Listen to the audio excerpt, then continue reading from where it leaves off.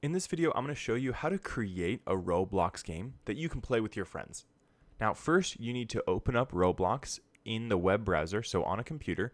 Open up Roblox, go to roblox.com, and then once you're logged into your account, go up to this top menu option and click Create. And then once you click Create, you can go to your left tab and click on Creations. And then when you're in this Creations, you have your standard place. This comes basic with every account. But if you want to create a new experience, you click on Create Experience. And then this is where you need to download Roblox Studio. Click on the download button to download Roblox Studio. And then once it's downloaded, you can go ahead and open Roblox Studio. And then once it's open, you can go ahead and click on New Experience. So click plus New Experience.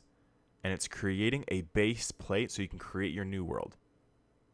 And so this is where you can scroll through the different categories, scroll through what's trending, and start to add and create additional items into your Roblox experience. Click on that. So you can add these elements and start creating your own Roblox game.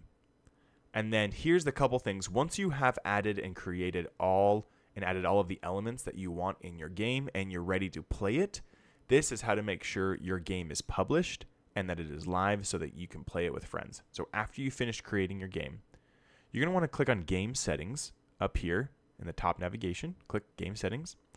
And then you need to save to access the game settings. So save this game to Roblox.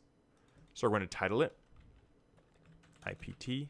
Once you named it and added your description, you can go ahead and click on what devices this will be available on. And then you can go ahead and click Save.